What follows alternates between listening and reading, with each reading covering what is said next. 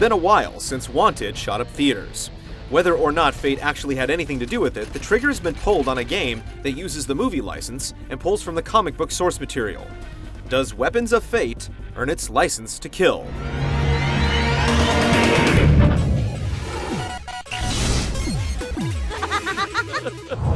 It is in the sacred fraternity catacomb.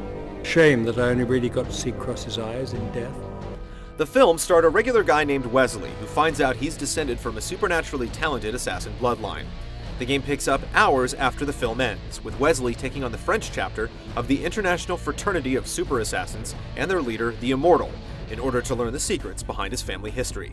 The game also presents Wesley's father, Cross, as a playable character in flashback sequences that alternate with the present action.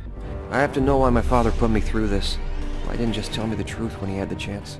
Despite a good sense of progression, the plot is stretched thin at times and will likely feel incomplete for players who haven't been exposed to Wanted in its film or comic book forms. But I do know what I am.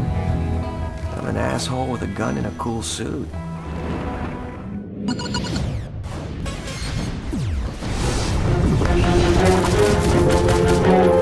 Weapons of Fate is a pure action shooter. It's built on a handful of pretty solid mechanics, focused on using cover and precision shooting to move through a gauntlet of enemies in a series of linear levels. The game's responsive cover system lets you quickly move from one spot to another, with visual indicators letting you know where you'll end up when you make the jump. From there, you'll have a few options for quickly and stylishly dispatching threats. Killing enemies normally or in context-sensitive close combat gives you adrenaline, which is measured in red bullets in the top right corner of the screen. This gives you the juice you need to perform Wanted's signature bullet curving technique. Trading in 2 bullets will trigger a slow motion effect to dispense high volumes of lead into hapless enemies or tough boss characters. Slow motion also comes into play in first-person on-rail shooting sequences that require you to clip bullets out of the air and eliminate attackers in short bursts of bullet time. Rounding out the bag of tricks, the game also puts you behind a powerful gun turret, giving you offensive power and a good place to cower. With no multiplayer component and the normal game clocking in at under 5 hours, we wanted a few more features in Weapons of Fate. Fuck me.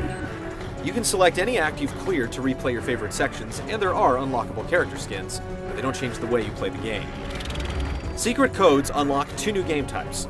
Close combat mode and headshot mode require you to kill almost all your enemies in specific ways.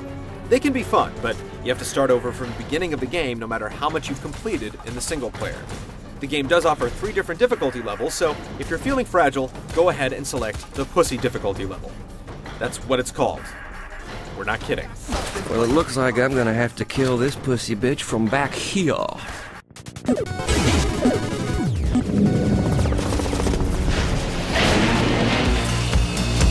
Regardless of how your skills as an assassin work, you have the same job ahead of you. The game is all about taking cover, so it's a good thing that the game handles it so well. Without straying too far from the button prompting precedent set by games like Gears of War, Wanted moves at an extremely fast clip by letting you move diagonally between or up and over obstacles, letting Wesley cover large distances with a single button press. Playing off the cover system is what the game calls a flanking maneuver, letting you suppress enemies with blind fire, then sneak around to catch them off guard. It's a cool idea, but making it an obvious mechanic by tinting the screen white feels a bit odd. You can find places to use it if you look hard enough, but the much easier and more enjoyable bullet curving makes blind fire and flanking feel largely unnecessary. Actually putting spit on your bullets is as easy as holding a trigger to lock on and setting your trajectory with the analog stick. You can pull this off fairly quickly, so it doesn't slow down the game. It's great for taking out guys behind cover and leads to cool-looking kills.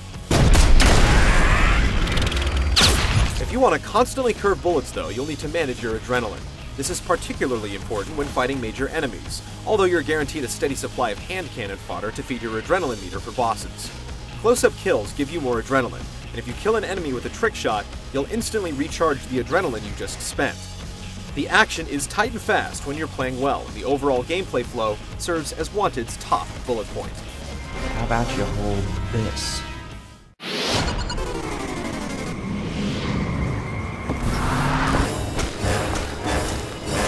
Wanted is not a bad-looking game, but it's immediately obvious that it isn't top shelf either. This is not to say that you'll never be impressed. The level that takes place on a doomed airplane feels dangerous and riveting, but close scrutiny of the character models and cutscenes don't provide desirable results. A few oddities occur during gameplay. While your crosshairs normally turn red when you hit an enemy, if your curved bullet path is red, it's a guaranteed miss. Still, the satisfying bullet cam makes up for minor weirdness. Other elements are more subjective. The dialogue definitely conveys attitude, but whether you enjoy Wesley's snarky delivery and screw-you personality will depend on taste. I gotta tell you, I wouldn't have minded making her scream another way, but what the heck. In terms of the story at large, there seem to be just enough cinema scenes to hold things together. Oh, son of a bitch. Fuck, I have to go. I've seen enough of Chicago, Wesley.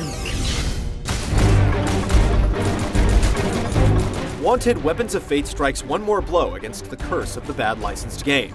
But despite unique elements and enjoyable gameplay, it doesn't quite have the polish and longevity to compete with other big-name shooters on the market. If you have an affinity for the source material and don't mind replaying content as long as it's fun, the game might be worth adding to your library. If not, you may at least want to check it out to see how it feels to bend a bullet. I gotta give you credit, man. I would have screamed like a bitch if that had been me.